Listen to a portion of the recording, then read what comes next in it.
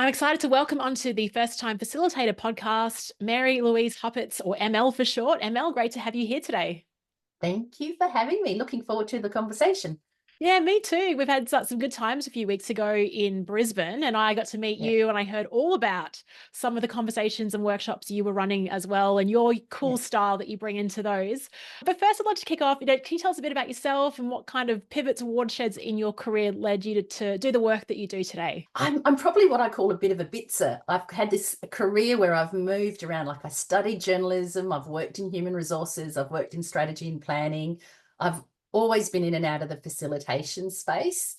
It's an interesting one to think about. What are the things that make you change direction? There's a couple for me. I think one is I've had the opportunity to work with some amazing people who've seen something in me that I may not have seen. A couple of times they've put their hands firmly sort of in my back and pushed me forward and said, you need to do this. So that's been sort of serendipitous. I think there was also a moment probably about 15 years ago. I'd worked in corporate for a while, but I realized I was starting to become quite neutral. And I actually went through a process of giving myself permission to be me. And some of my managers around me and directors at the time let me do that as well. And I think that was a key one of going, actually, there's not a formula, but there's actually bring your strengths, bring who you are. And so that was another key moment. And there's a third one, which is really bizarrely a watershed moment. I became a Joey Scout leader through my son, nothing I started to do, but every Thursday night I hang out with a group of 5 and 8-year-olds, and they have re-inspired me about my passion for people and leadership and the potential in people. And it has let me be creative and sparky and all of those things. So quite interestingly, something that I volunteer in has actually really helped shape and bring energy to my work now.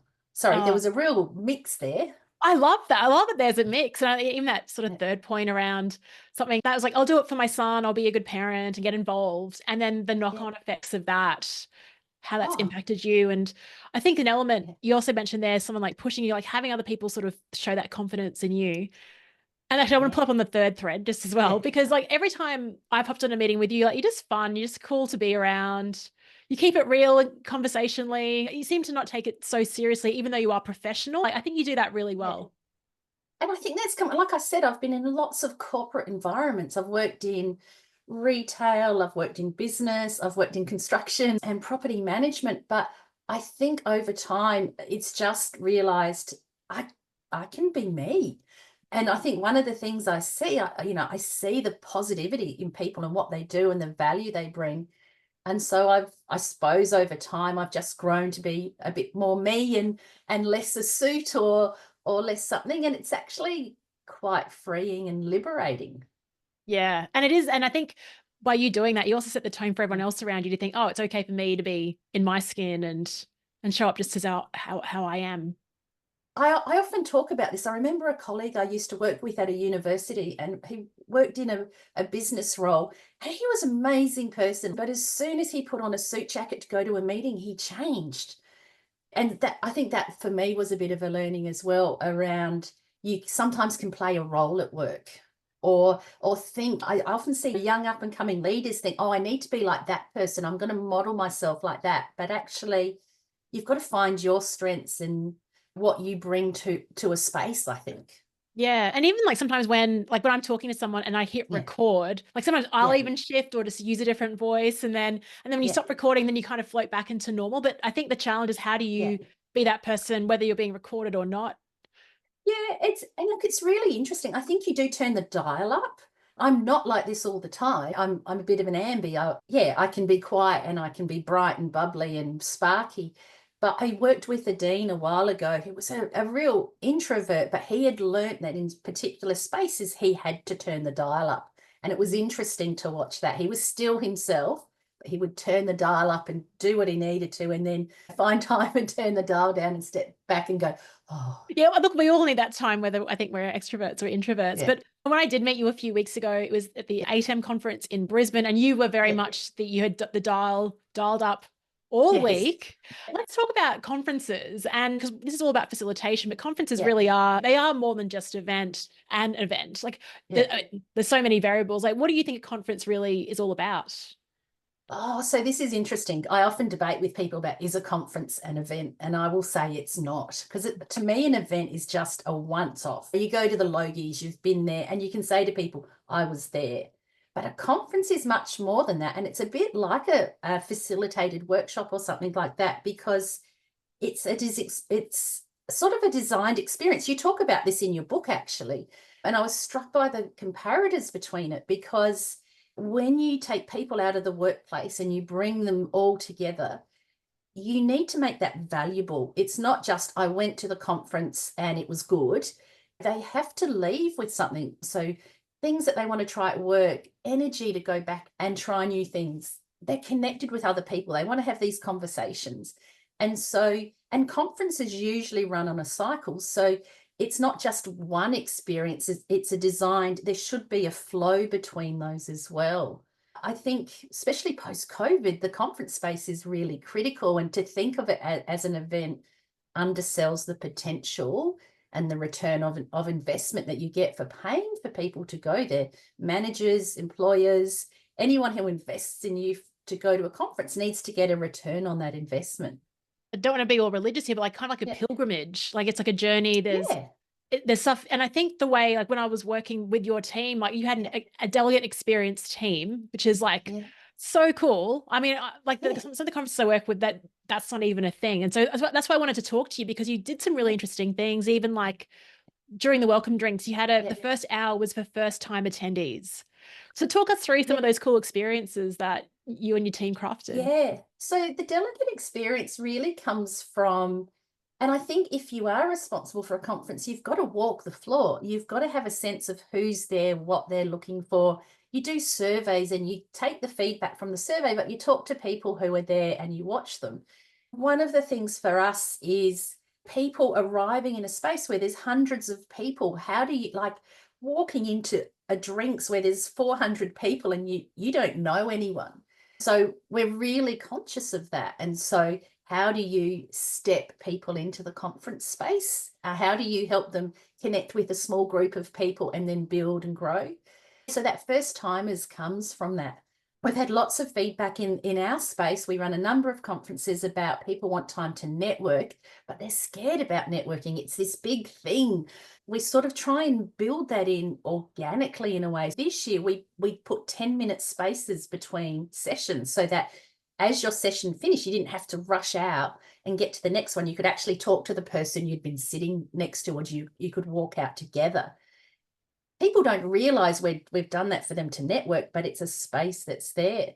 We also did something with you, which was a lot of fun. It's the first time we've tried it. And it was these after lunch sessions. You know, after lunch, there's this lull of energy. People have food, but, you know, and so we did, and I still find it hard. We called them keystone sessions, but it was everybody at the conference did the same session. We didn't have them all in the same room, but 5 different rooms, but the same facilitated conversation or experience in each, that let people get to know each other organically again, but they were reflecting on what was happening at the conference and sharing their experience. And that has worked really well. I've just read the conference reviews, and for the most part, it's off the charts in terms of almost a sense of relief of I met people, but it didn't feel difficult. Yeah. And look, I am an extrovert, but the second something is called networking, I feel like allergic to it as well. Like there's this extra Yeah. pressure as opposed to just wanting to Yes. talk to someone and get to know Yeah. them. Yeah. Yeah. I feel that, like, I went to your session with MBS. Gosh, is Yeah. it 1 month, 2 months ago? I flew to Brisbane from Melbourne for that. And so I walked into a room where I didn't know anyone. And you feel that, oh, how do I start talking to people? It's not natural for me. As soon as we say this is networking, I just think it amplifies our fears or vulnerabilities or something. Yeah, definitely. And even I think the word icebreaker can also trigger that for many Oh, people. I just don't use the word icebreaker. You kind of will do yeah. things to break the ice, but you don't call it now is Yeah. icebreaker time, because it kind of, again, sets off the defense mechanism, Yeah. I think. And thank you so Yeah. much for flying up for the event. Like, I loved it. just curious, like, what was it? Just MBS was in town, and I'm just so curious why people come to events Oh, so and that go was on flights. that was a combination of different things. I've had MBS on my radar. I've got his coaching book, and I think I've always been keen to see him, but I'd also come across you through LinkedIn and some other people that I really liked. I'd seen the post, and so I'd been sort of not stalking, but curious about what you were doing. So when I saw the two of you together, I was like, oh my God, this is really interesting. And it was a different, I'm a CEO, you run a professional association. A lot of development for me is serious. I go to governance workshops and all these things about the mechanics and logistics of running an association. But to do something like this that sparked my curiosity and my energy, and really helped me rethink about this connection to people. And I've worked in this change space for a long time. So the theme about change is really important. I really want to change the conversation about how we talk about change. Oh, okay. Well, we've got to, But that could be another podcast. It is another podcast, but like, I'm curious, like, can you share like the cliff notes of what you're thinking? Because I think you did ask a really great question around the word change in that workshop and the baggage. We just before spoke about icebreakers and networking, and change kind of has the same thing. It just brings up those. Yes. And what are you thinking around that? Oh, there's so much. I think, I've worked in that big transformation change space, and I was talking with someone yesterday. I think we've become a bit addicted to transformational change around, let's sweep through a whole organization and so people are going through this every 2 or 3 years. And I think what gets lost quite often is we focus on articulating what the change is. We put all our investment into standing a change up, but time and time again, that's when the investment stops. And organizations, and you'd know this, don't put time into building that, helping rebuild the culture and settle. There's always stuff that doesn't work out. You need like 18 months or 2 years after a big change to really embed it. You can't just go, yep, new structure in place, fantastic, let's go. I see that. And, I've seen the impact of people go through multiple changes. When it's good, it's fantastic. They feel part of it. But when it's bad, it's horrid. And I think we can do change better. Do it better. I know. I mean, there's all those alarming stats that MBS shared about how most change fails, and it's like all the literature and everyone talking about it and all the change is happening. We still haven't improved it. So I'm so excited to see what you create in that space.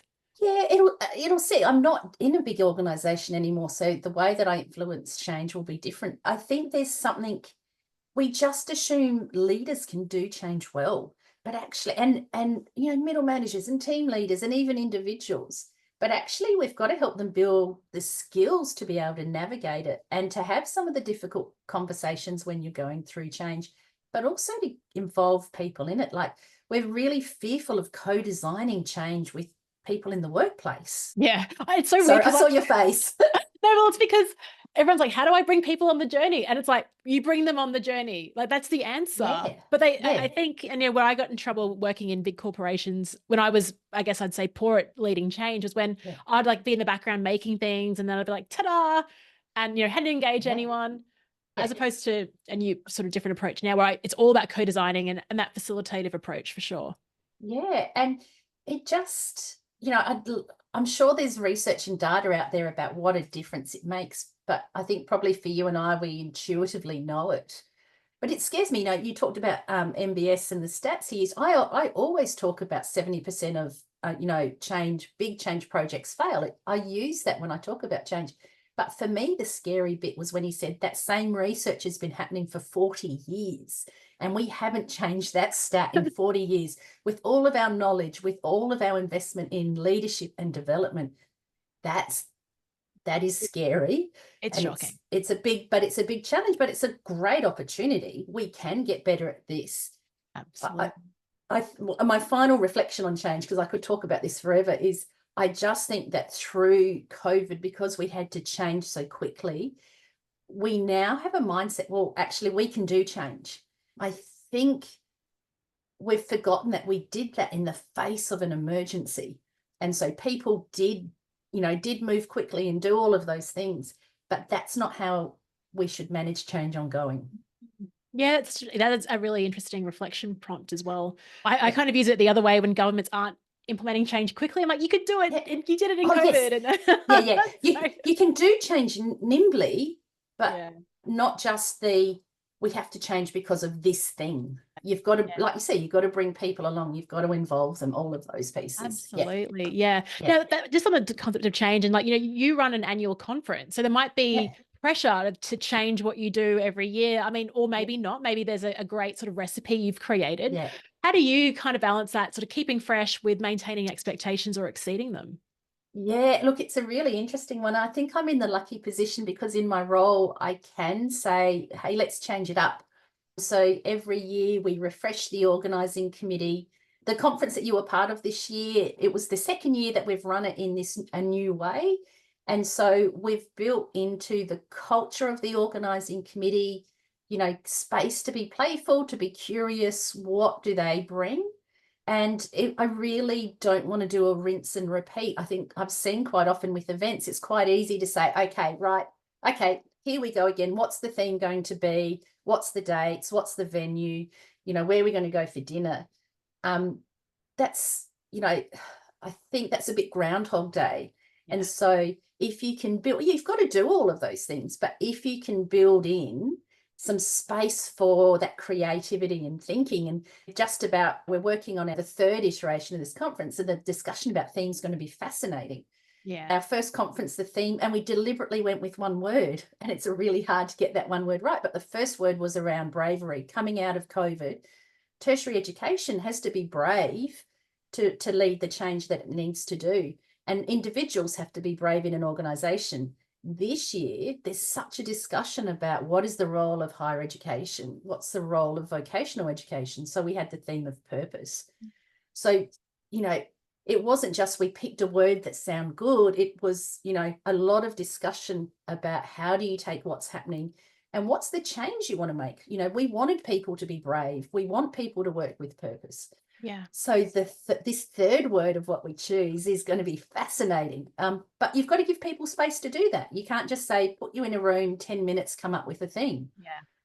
Yeah, that's right. Actually, I know on the social wall post the events, and some guests were already jumping in and saying what they want the word to be next year. I know. So, yeah, really, I know it's a big. Well, this is great, right? Then you're already getting interest and excitement for next year's event, which is perfect.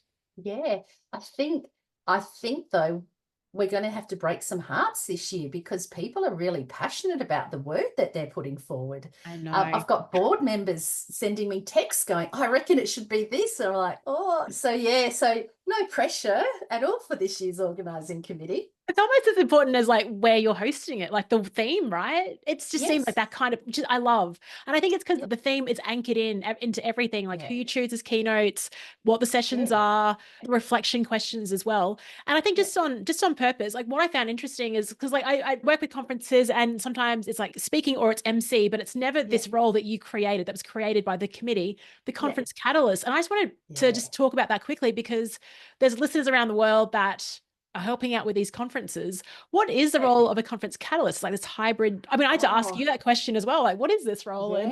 It's really interesting. It emerged from, I chaired an organising committee probably 2017, and we worked with someone who's on my list of amazing people, and I would work with, again and again, Jason Clark, who's based down here in Melbourne.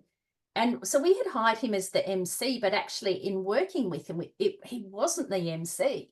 He really became part of the conference. I've always held that in mind. So over the last 2 years with this new conference, we really explored, could the role of MC actually be something different? I think it's not just that, we ask you to step up on stage and tell people what's happening and introduce, but you're part of the conference, you're part of the personality, you're helping people build that experience and gather meaning and connection and all of that. So last year we had an amazing woman called Jaisal Shaw, and we did an unconference on the third day of the conference. And, that was something new that we tested and trialed. And then this year having you and, your energy and buzz, but, we really wanted to help build that connection piece. It was a really strong theme from last year. And so you were able to come in and do that. And I loved that you went to conference sessions and really soaked up the experience. You understood what delegates were experiencing, and you could share that. And I think we say to people, you can shape the catalyst role to be whatever you want. and it will grow and change from year to year, but it's really to be a spark, I suppose. Yeah, I love that. Did I capture that? You really captured it. Yeah. And Yeah. I think it's great because it's such an interesting, it's very innovative. And so I would love to share that. I mean, we're definitely going to take out this snippet and share it and be like, hey, maybe at your Oh, conference, you consider this type of yeah. role and listen to this podcast and ML Yeah. talking about I that. think I feel I need to copyright it I because think so. I hadn't realized that we were doing something different. Yeah, you Yeah. are. Yeah, I love it. I love it. More than just an MC. It's so good. So now on that, I want to talk about your facilitation because it was hilarious. You talked Oh. about these keystone sessions we ran after lunch. And every time I caught up with you after, you're like, oh, my blue team were amazing. And they were cheering. And like, I was like, Oh, what are you doing in this room, ML? So I'm curious around like your facilitation style and yeah, I look, it was the Blue Crew, like, and it comes through in actually the feedback survey. But I love, what were your top 3 highlights? Oh, the Blue Room. I think for me, because I had been in the background for the conference, and even on that first day, I was, in the office fixing things. So actually, to get out on the floor and with a group of people, I just suddenly was joyous. And I remember what it was like going to my first ATEM conference many years ago. I bought myself, and I mucked around at times. We had, there was funny moments like the conference photographer would come in, and I would joke about whenever there's a conference photo, I'm sort of mid discussion and I look like that. And so I just turned to him and said, let's get this over with. And I did the silly pose, and so every time the photographer came back, there was great joy and excitement about what would happen. mm, But it was just really helping people to find, I had to bring energy into the room. It was post lunch, they needed that. But I was absolutely delighted to meet each one of them and hear about them as well. We just injected fun into it. We got competitive with the other room about, who was wooing when, and even on the last day when the photographer came into the room, like someone said, can we do a group photo? Come on. And so something happened in those 3 days. This yeah. group formed and stormed and normed and did all those things. But I think at the heart of it, they had fun. Yeah, I'm with you. And also like you had that natural curiosity around, I'm genuinely Yeah. curious, like what do you know, who are Yeah. you? What are you learning? And creating Yeah. that. And so Yeah. let's talk about your energy and like how do you prepare? I know this is more like wasn't really, I mean, Yeah. you do other facilitation as well. Yeah. How do you like to prepare for an upcoming workshop? Like what's your process? Oh, I think it's a bit like you. Like, you've got to invest in it. You just can't. I have seen people rock up in a room and deliver with very little preparation, and I look around and go, "How do you do that?" Like, for me, I've got to be a bit more thoughtful, and I need some time and space over a period of weeks. Mm. And so I think you've got to get to know your client. You've got to get to know the people in the room. So I think a couple of conversations with who you're working with is a minimum, and testing some ideas about how we might do this. Yeah, and it varies. Like, sometimes I'm journaling in a book, other times I'm putting sticky notes up on the window here with ideas and just capturing things, and then letting it percolate and then starting to shape a format as Yeah. well. Yeah. Yeah. It's kind of like that divergent thinking and the creativity and then going, right, let's land this plane. Let's converge on something. Oh, and look, you just want to stuff so much in, don't you? Like, I could do Oh, this, I could do this. What about if we did that? So you sort of almost have to put it out and then bring it back. yeah. Actually, the other day when I was in Gippsland, Victoria, I had Yeah. like, 3 different ways of doing this thing. And I'm like, oh, I can't. And sometimes when you have to put it on a PowerPoint, it's just Yeah. so limiting. So actually just Yeah. wrote on a Post-it card. And when it came to that point, I was like, okay, Yeah. we're going to skip and do this, Yeah. just having that sort Yes. of flexibility and not being stuck in that linear Yeah. process because you don't know sometimes what's going to emerge. And I know Jason Fox talks about that a lot. Yeah. Oh, I see another one person that we love and have in common as well. Yeah. Yeah. And I think, if I think back to maybe when I started facilitating about 20 years ago, I would really stagecraft it, oh, by the end of this session, you want this, etc. But actually, if you can create the space for exploration, you can go in different ways, and you sort of have to be prepared for that. You've got to work with your client. You've got to know what they want to get out of it. But yeah, the space, I've got to think about this, but the space to explore, to be thoughtful, and you're building culture. When you're in a room with people, you are adding to their culture. And so it's not, you're starting a new culture, you are just doing something to build upon the culture that's there. And I think there's a great responsibility with that as well.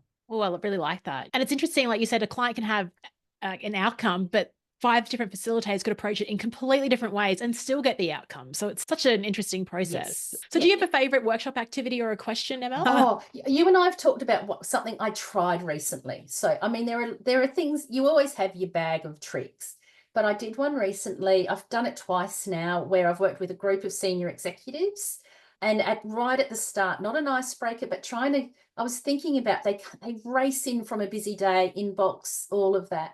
And so I did this thing to break the energy. I asked people to shut their eyes, and we visualize 2 things. The first one is visualize all the emails in your inbox suddenly get wings, a bit like Harry Potter, and all the emails you see flying out of your inbox. So take a moment and visualize that and watch them all go until you've got 0 emails in your inbox. And there's great joy and ripples, and people love that. And then, after a pause, the next bit is, well, I now want you to visualize your team, your people. So they're really in control, they're calm. Everything that happens while you're in this room, they're going to take care of. So I want you to visualize your team. And give them some quiet, and then we break. And it's just, it's been interesting. It's something I've tried, and, I've done it twice, but it's worked twice. But it is that, how do you break people from galloping in, here's the next task I've got to do, there's all this whirring in the background. How do you get them into that space? Yeah, I'm with you. Like, yeah, and I think, yeah, just having those multiple tabs open and not even just being, all right, I'm actually here. Like, I did something similar actually. Yeah, the other day. I mean, well, I guess it was similar to what I did at the conference. It's kind of like a hybrid between what you just shared, because I love that. And also, how I got people to take out their phone and just shut their tabs down and count. And I think just going like, here's a tab in front of you. This is the main tab. I'm just bringing that analogy in, and it's like, because you got all these tabs going on in the background that are chewing up your battery, right? They're taking the bandwidth away from this tab here.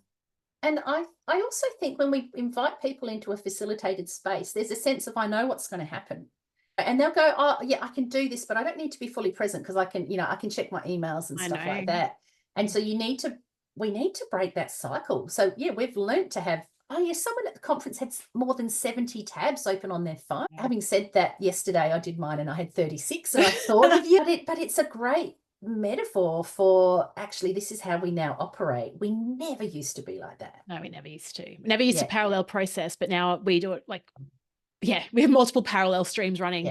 So ML, is there anything else you'd like to share with any first-time facilitators that are listening? Well, I suppose it's the themes of what we've spoken about, that bit about learning to be yourself, I think is really important, about not overly stage managing an experience. I think when you're starting out, that's a defense mechanism. So trying to be kind to yourself about that.